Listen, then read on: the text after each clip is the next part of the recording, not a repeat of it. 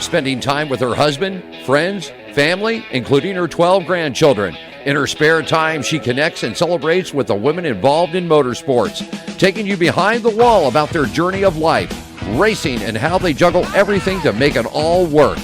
Welcome to Racing Girls Rock Podcast. Strap in, window nets up, the pedals are down, and when the green flag drops, we go.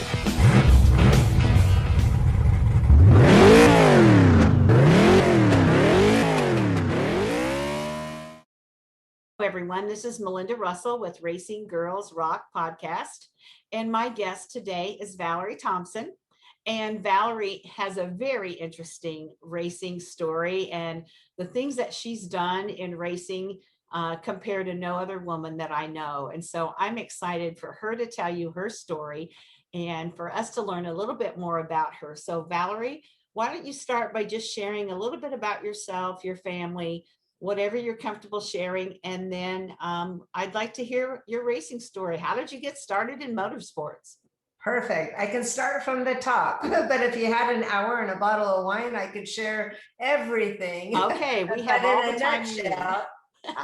In a nutshell, I am born and raised in Tacoma, Washington, and I have fairly a big family I came from, and I have 4 brothers, a sister, and we're all in all different locations, but I moved to Arizona in 2004 only because I wanted to ride my motorcycle full time.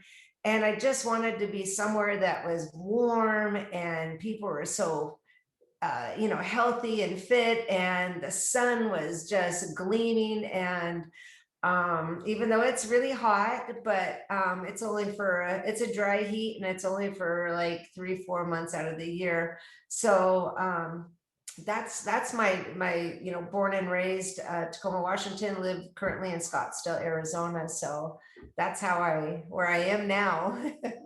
Yeah. And so we connected several months ago, and actually we were going to get together when I was in Arizona, but between COVID and everything, we just didn't have a chance to do that. So we will do that this fall when I'm there, but at least we were able to connect today on here, because I want people to hear about you and about all the things that you've accomplished. So a beautiful young woman like you, how did you get involved in racing motorsports? Well, it all stemmed from being a little bit out of control and using the throttle, not the brake, too much on this hand. And I was told I was a little bit out of control, that I should take it to the track. After feeling about 2 inches tall after that comment, it was the best comment and the best thing that's ever happened to me. Because I was a little shy still at that time, and I was feeling like I was just riding to keep up with everyone else. I never liked to ride in the back, and I always liked to ride in the front, and that's where all the action happened. So that's when everybody got to go fast and being out of control. It wasn't from a police officer, it was actually from a friend, and we took it to the track. And I have to say I never left. I fell in love with the drag strip. I used to drag race motorcycles, and in between drag racing, I started racing at Bonneville as well. Right. And so how old were you when you started actually racing? I was 38 years old when I started racing. So, I'm probably the living proof of it doesn't matter what age you are, you can still, go after things, go for a new career, chase a new career. If you've got the passion, for a great throttle that goes fast, I guess that you can do anything. It doesn't matter motorcycles or, being an attorney or a doctor or whatever you want to do with your life. Age, there's no limit. Speed has no limit. That's right. And it's nice to hear that you started a little later than most, because some people would think, oh, that's retirement age for a motorcycle racer. And it's really not. It's about how good your condition is. It's about your mindset. and your equipment, and so Yeah. I love. And the people you surround yourself with, Right. that's the biggest, one of my best advice is, to surround yourself with the right people. There's a partnership for that. And when you got the right people on your side, you both and all can accomplish anything you want. Yeah, because you've got that encouragement. So it's the positivity behind you It took me instead a of long time to learn all that, because I learned the hard way, let me tell you. I mean, sometimes it takes the hard lessons for us to And learn. it's okay, because the I always knew that the road is not straight. There's some bends in the road, and that applies for everything in life, everything that you do. It's not all easy and straightforward. No, it's not. So how did you transition from racing to Bonneville? Because that's a huge difference. And I mean, the speeds on the drag strip are high enough, much less at Bonneville. And I know you hold some records. So why don't you share how what happened? Who suggested you go to Bonneville? And the equipment would have to be all different. How did all that work out? Well, that worked out. We were talked into going to Bonneville from one of my sponsors, Legend Air Ride Suspension, based in right on the outskirts of Sturgis, South Dakota. And his name is Jesse Jurens, and he was the owner of Legend Air Ride Suspension. If you are a woman that is not able to touch their toes on the ground, they're great. It's a great piece of equipment, but it also looks really cool when you can touch. What the suspension does, it goes up and down, for your riding comfort, for even going on long rides. So he was the one that said, hey, if I bring my custom bike out, will you race it at Bonneville? And by the way, bring your turbo V-Rod out there too, and we could get some pictures, and you can see how fast you can go compared to the drag strip. And so we did, and that's really how it started, to be in Bonneville. And I really literally tried to come up with every excuse that I could of not to go to Bonneville, because I was so afraid of racing on a different type of texture surface. I picture the Bonneville as like snow in my hometown of Washington. It's all compact, it's slick, and hey, if I turn a certain way with my tire, I might probably pinch me right off. So I got thinking, oh, I'm sick, I'm not feeling good. Oh, I couldn't do that. So I just went for it. And it was probably the best decision I probably ever made, because it was an easy transition. When you're on the drag strip, you go fast, and there's a lot of other things that are so important. You got the tree, the timing lights, and you can't be too early, and you sure can't be too late. And then there's the gears that you shift through, and then the finish line is the best, funnest place to be, and to stop safe and sound. But I wanted more. I wanted to go faster, and quarter mile is great, and it's fun, and it's fast, but I wanted to go faster and longer. My thrill, I needed to be there for a little longer. So what was the fastest you ever did in mile per hour on the drag strip? So we can On the compare drag that strip, it was about 190 miles per hour in the quarter mile, 7:06 seconds, I believe it, 7.06 seconds. So that was the best I've ever achieved in my drag strip career. I tried several times to re-equate myself to go back to the drag strip, but my heart is really at Bonneville. And my heart is really just going super fast, and I couldn't pick up where I left off from when I was drag racing. And I guess maybe my mental brain, my mental focus, everything about racing on the drag strip just didn't work out for me. But God has a plan for everything, and I am there to shine on the racetrack at the Bonneville Salt Flats. Absolutely. So tell me a little bit about, like when you go there, is that once a year? When do you go? Who else is there? Like what other kinds are there cars there at the same time? Is it just motorcycles? It's someplace my husband and I have talked about we'd love to visit. Yeah. So tell me about that experience. Like, what's that look like when you go there? Well, the Bonneville is always usually around the same time every year for the past 60 years. And there's a Speed Week, which kicks off the events. Speed Week is really our hugest race. And that's a mixture of cars, trucks, motorcycles, three-wheelers, everything that has wheels will probably go to Speed Week. And it's open to the public, and you can, hang out in people's pits. You can go by and chat with them because they're all really friendly. They want to show off what they've been, working on for, 15 years, 10 years, 5 years, 1 year. They want to talk. They want to let you in on what they've done. So the Speed Week is a great one to be at, for those people that don't know anything about racing with the salt flats, because you get a mixture of both. And then they have other multiple events after that. And then we have the Bonneville Motorcycle Speed Trials, which is a motorcycle event only. So if you're a true motorcycle and you don't care about the four wheels, then you go to the Bonneville Motorcycle Speed Trial. And that's always at the end of August. Okay. And then we have a couple more events after that, but they're all open to the public, and everyone and anyone is all welcomed. And it's a great time to let our beautiful 2 wheels, 4 wheels shine on the racetrack and go as fast as our hearts will let us.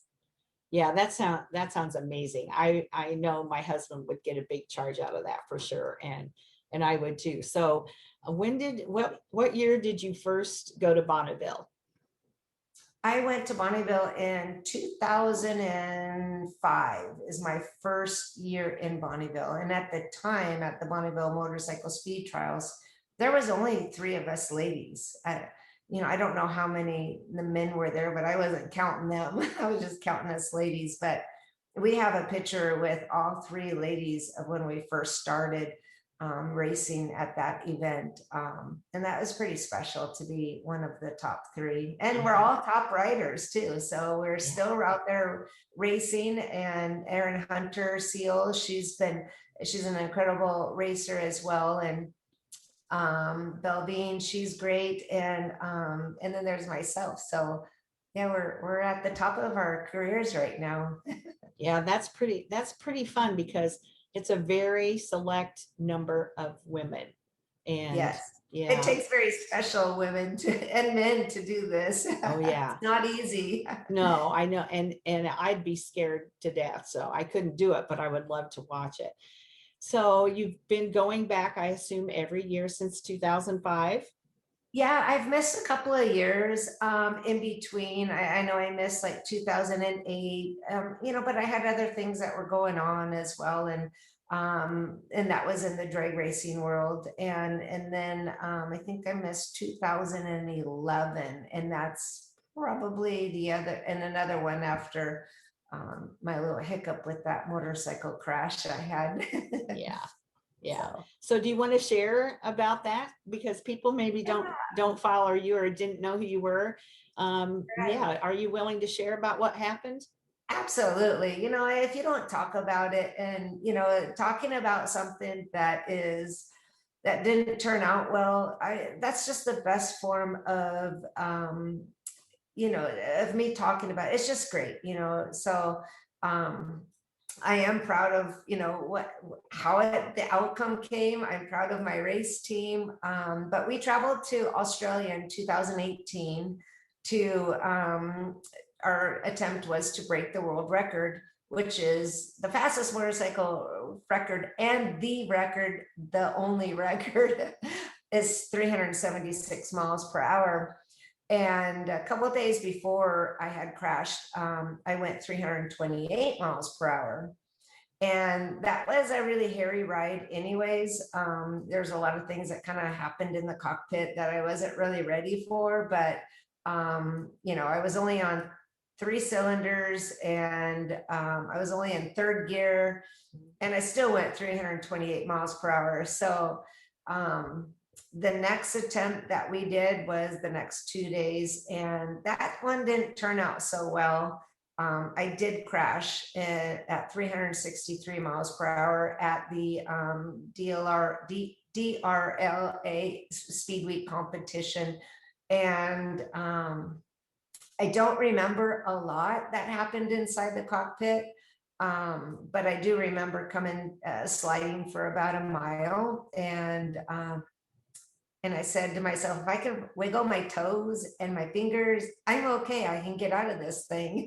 I wanted to see what happened to the bike. I wanted to see, is it raceable again? Can we get back on, and can we get back and do it?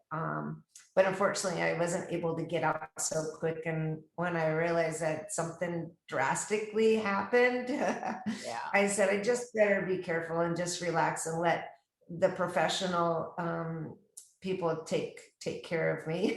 Yes, exactly. So what were your injuries like? Well, my injuries, I did walk away with some bruises. I had a nice big cut on my leg. I have a big broken heart from it, just like every team member has.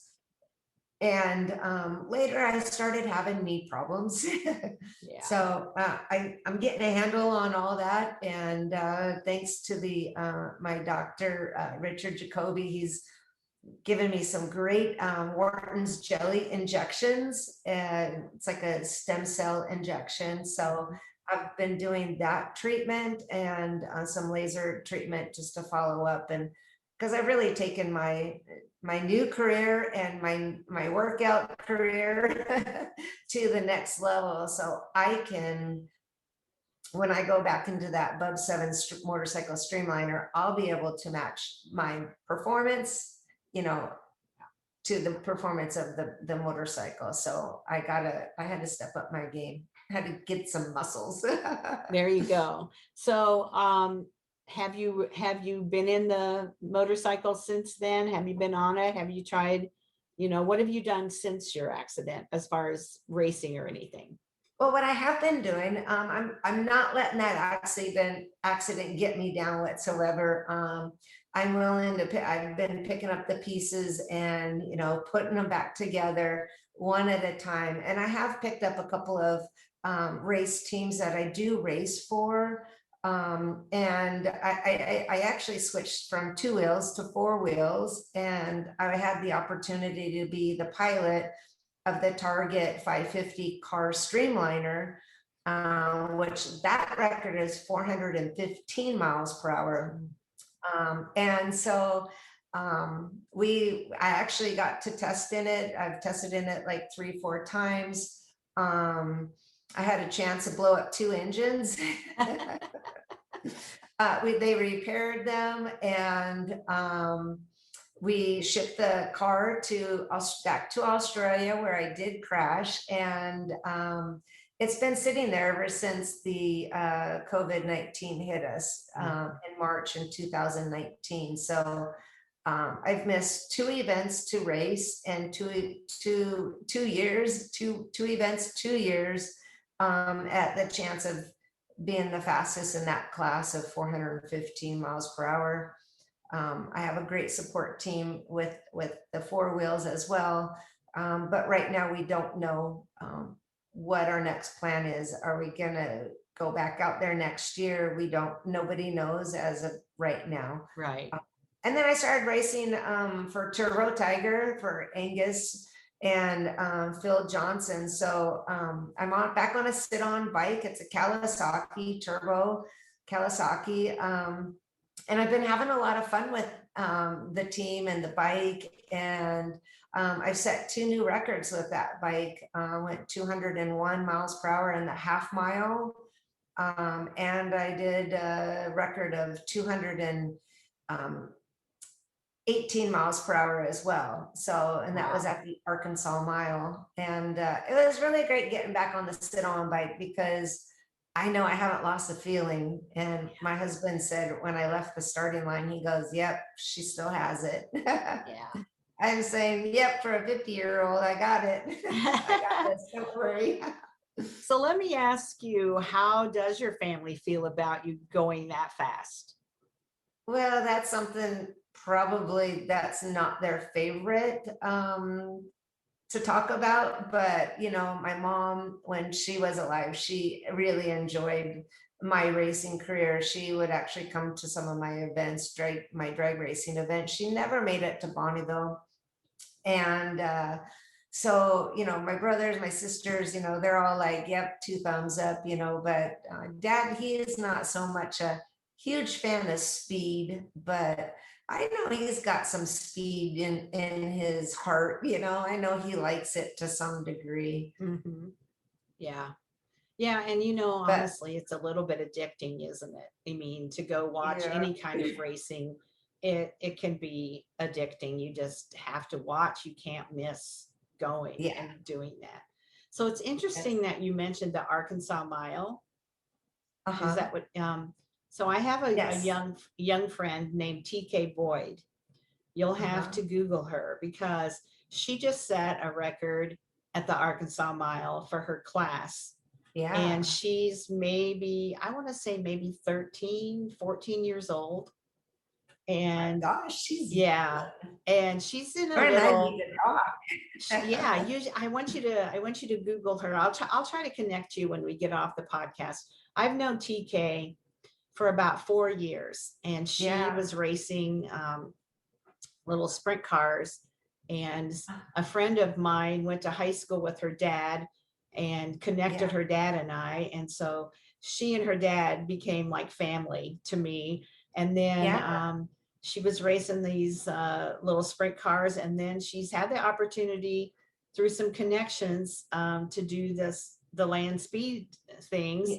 And she's been at the Arkansas Mile, and she just posted a picture of her certificate where she Yeah, went. I did too. Yeah, Yes, and we it all got our was, certificates. yeah, That's awesome. so that's really fun. And I had not heard of the Arkansas Mile until this week when I saw Mhm. that she had done that, and then you just mentioned it, so that's really interesting. Yeah, so um we were there at the same time, I bet, I because bet we you all might got have our been. certificates, and just recently, probably I think last week is when I got mine. So Yeah. Yeah. So I bet you might have been there at the same time, which would have been very interesting. But um, so what is it about going really fast or being involved? What is it that you absolutely love? I know you love the speed, but what else about it keeps you going back, even after you had an accident and that it just keeps drawing you back? What is it? well, I have a once in a lifetime opportunity to be the fastest. And, that's one thing. But having the opportunity to have a race team of 16 to 18 members, and we all come from all different makes and models, and, just the association with probably my team is one of the best feelings. Like I said, surround yourself with all the right people in your life, and they make me shine. They make me look like I have the easy job, but they have the hardest job. They're all dedicated. They all do this, on their free time. They've been doing it for years, and we lost one of our guys, not due to COVID, but losing him really made me think, why do I want to do this? Why do I do this? And it's really for them. Mhm. They're so important in my life. I get to it. I know. And well, They're I so feel, important in my life. They're like my family. yeah, And I want to do this for them. yeah, Do I want to do it for myself? Of course, I'm not going to be, I'm right, greedy, but right. I do it for them. So Yeah. That's really special. And I love that you get a little teary-eyed, because that just shows the heart that you have for them, and yeah, that you appreciate them and acknowledge what they do. And you are the first one to say you can't do it without them. And so, you know, you say team, it really is a team, yeah, and it's a yeah. family team. and they're so important to every aspect, even on the track, off the track. I mean, they're amazing. They're just all so important. So. And so the people that are on your team, why don't you tell me a little bit about them? Like what do they do exactly, and where do they live? Do they all live all over the place? And yeah, they actually live all over the place. Majority of them live in Grass Valley, California. There's a few of our teammates that actually live out of state, you know, like our photographer, Lou Fisher, he's out of town. You know, we got the son of Dennis. He's a Dennis Manning, he's the builder, the designer. And he's a few hours away from his dad, but you know, pretty much they all are in some location of California. Okay. All right. And then they're right over here in the hot weather of 117 degrees. I know. So my two daughters live out there. One lives Phoenix, but it's very close to Scottsdale. The other one lives in Glendale. And I always watch the temperature, and I saw you're having a real heat wave for sure. Yes, we're supposed to get all the way up to 118 degrees. And I have to honestly say, I don't remember it being ever that hot. And it's only June. You don't think about it being that hot June, yes, right now. But that's why I'm back in Michigan for the summer. Sure. I knew there was a reason why you went home. Exactly. You snowbird, you. Yeah, exactly. I'm one of those for sure. Yeah, exactly. So what kind of a legacy do you want to leave when you're all done and you look back, and you know, what do you want people to say about Valerie and what she left what's your mark going to be on racing? Being the first to do anything is actually really super important to me. I'm not afraid of being a beginner, even though I'm a professional. My legacy, I would have to be about, the taking chances and, and really, I don't know. And I got so many naysayers and doubters, and just to rise above all of those people is probably, it's not my legacy, but, to say I did it, and where you said I couldn't do it. Mm-hmm. I guess that's more of a personal thing for me, but the legacy is, being the first to do the 300 mile per hour, being the first to break the world record of 376 miles per hour and taking it away from Mr. Lovely Rocky Robinson after 10-11 years. Yeah. It's the women's now that the women are really starting to really shine, and this is my time to shine, right along with all the other beautiful women out there. And so I guess I look at you and what you've done, and I think you've broken through for other young girls or women behind you to say, you inspired them and they follow what you've done. And if you can do that, then they have a chance to do that. And to me, that would be maybe what your legacy is that somebody has to be first and kind of break through the barriers. And I see you as that person. And then, like I said, the younger ones coming behind you are going to say, she was my hero. She was the person that got us started. And so here's where I am today because of that. Yes. It is, when I first started racing, I never had a mentor. I never had anybody that I looked up to. I didn't know anybody in the racing world. I don't have family, and I don't have any friends, well, at the time, that really went fast or, raced 4 wheels or 2 wheels. And, so I was always searching for somebody to tag along with, somebody to, hey, can you put me under your wing? Steer me in the right way. And I just couldn't find that right person, and I didn't have that. So, I was looking for that hero out there that would inspire me.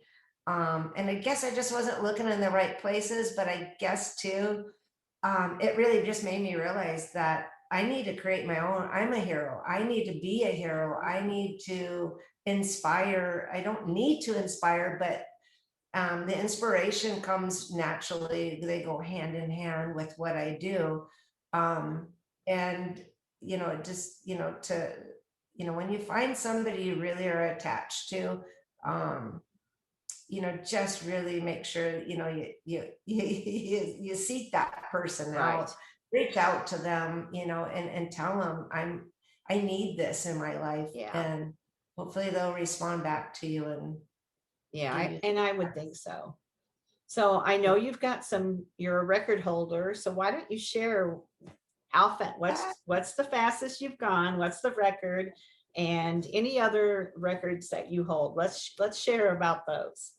All right. So we'll start with that. I have 10 land speed records, and on various different motorcycles. And I would love to have a couple of more under my belt.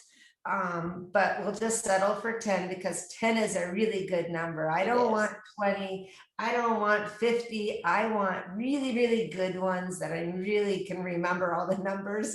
Yeah, exactly. But my top speed record is 328 miles per hour.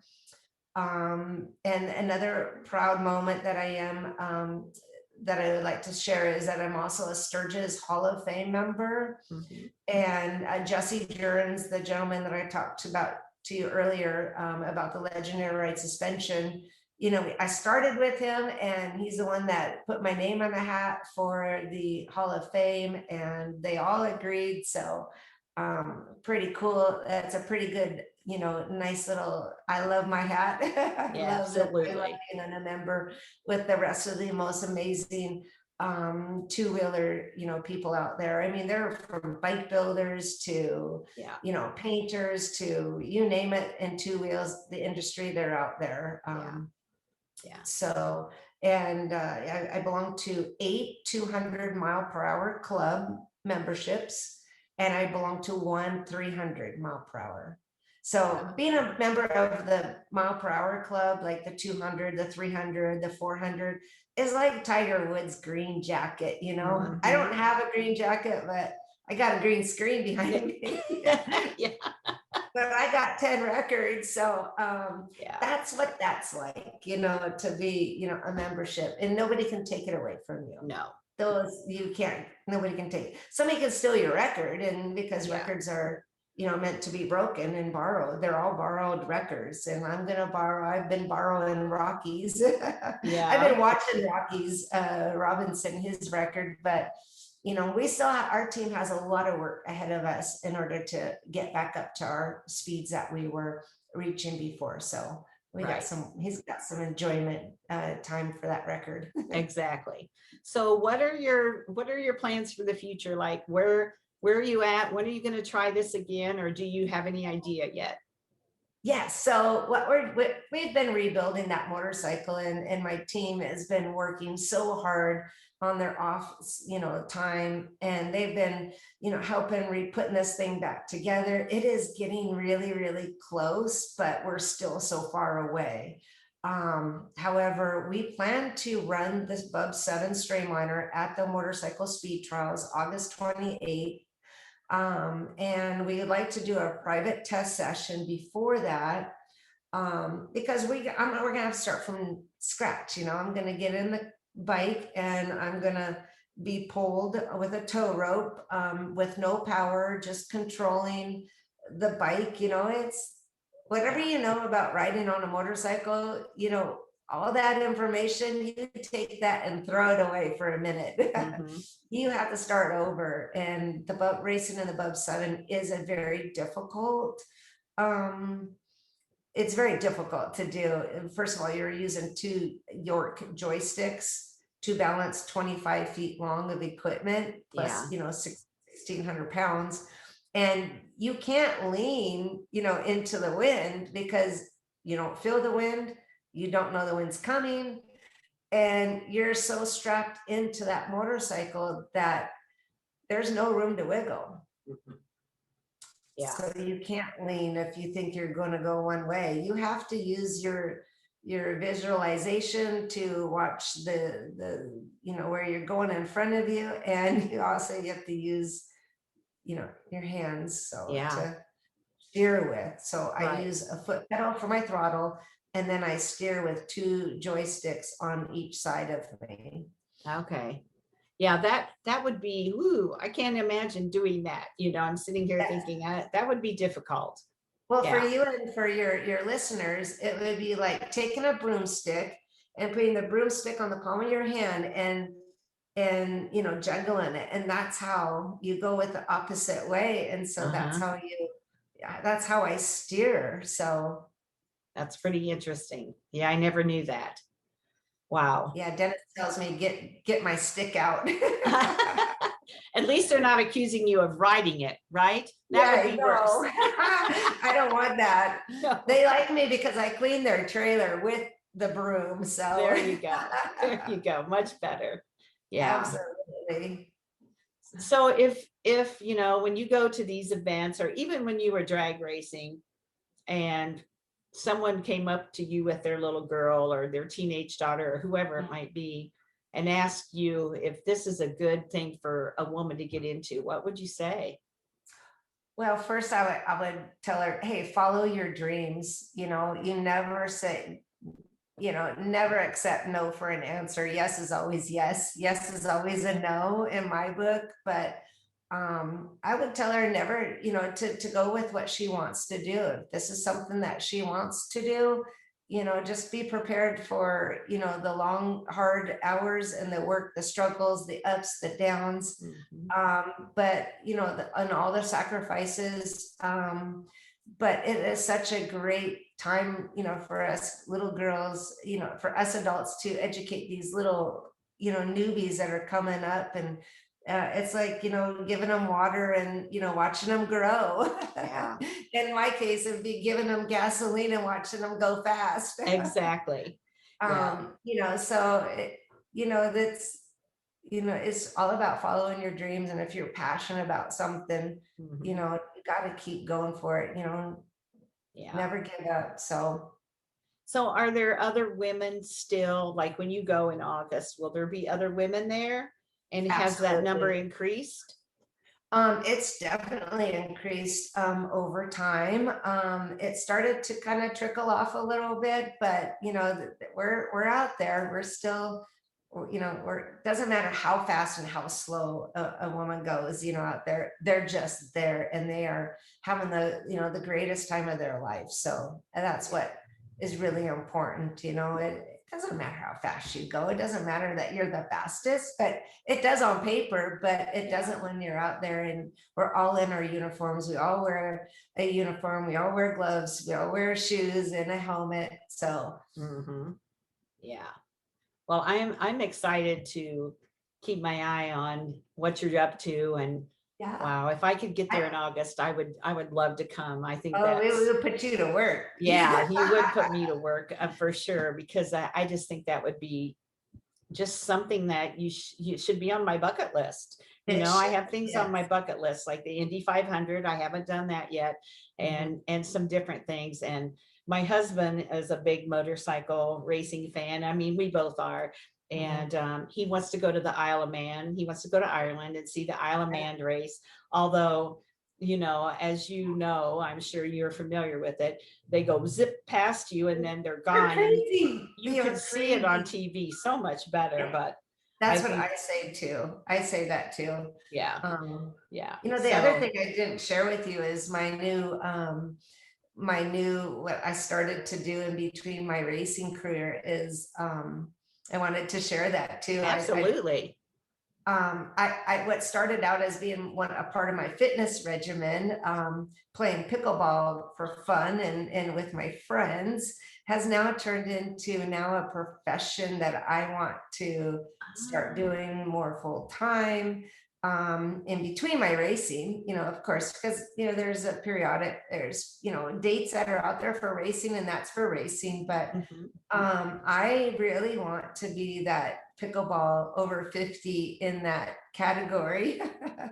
I really want to take it farther and farther and go farther into it. I started to play with my friends in last February, and I fell in love with, the sport. It's fast. It has a lot of resemblance of racing, and the mental aspect of playing pickleball, and, the enjoyment with meeting new people. And every time I mention pickleball, everybody goes, "Oh, I play pickleball." And that's how some of my friends that I'm now reacquainted with, that I haven't been acquainted with in a while, that we all came back and we all started back to where we used to be, because now we play pickleball. So And now that's very interesting, and you're gonna love this. And when we get together in Arizona, you're gonna have to come and see me at my RV park, because pickleball is one of the biggest things there. And so when my husband and I went over to the new park that we went to, where we're going to be next year, is in Surprise. And the first people that we met were at the pool, the first night we were there. And it turns out they used to live in Battle Creek, Michigan, which is 20 minutes from me. And here we are all in Arizona. And now they live, I believe, in Washington State, I think is where they live. But they travel, they have their RV, and they're huge pickleball players. And they go to all these pickleball tournaments. Like, they're really big into it. And there's another lady at our park that is like, she wins. She's like a big deal in the pickleball world. And I don't know who she is, but my husband and I have never played, but I did buy the paddles and the balls, so that we're going to learn how to play, because we both need the exercise. And my friends, Gail and Steve, are going to actually be in Arizona at the same RV park. They live here. In fact, this is where we're staying, is their apartment. They're going to be 2 blocks from us in the RV park, and they play pickleball. So I'm kind of counting on them to teach us how to do that. So it's interesting that you mentioned that, because prior to this fall and winter, I mean, I'd heard of pickleball, but I didn't really know what it was. And I didn't know they had tournaments and all over the place. So yes, a lot of the racers are like, "Did you see what Valerie's doing now? She's playing pickleball." Do you know what pickleball is? That's their second question. They're all scratch their head. No, let's Google it. So it's like, I love it so much that a couple of my friends said, "Valerie, you should build a pickleball court in your backyard." And that's what happened. We built it. We had a pickleball court built in our backyard this past April, and we were able to play on it about 45 days later. So we've been playing actively. I now have, I'm proud owner of about 5 paddles, about 250 balls, a ball machine, and I have a personal instructor, Jack Thomas, which, he's amazing. He lives here in Arizona. And I've been to 2 pickleball schools, not schools, but camps, for a 3-day camp.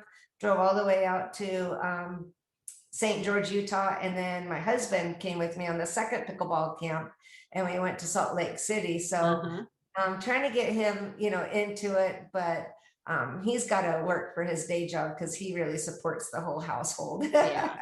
So this is why I get to go play pickleball, because he enjoys, working, and he enjoys, my pickleball, and everything's pickleball. I just downloaded emoji apps for pickleball. Okay, very cool.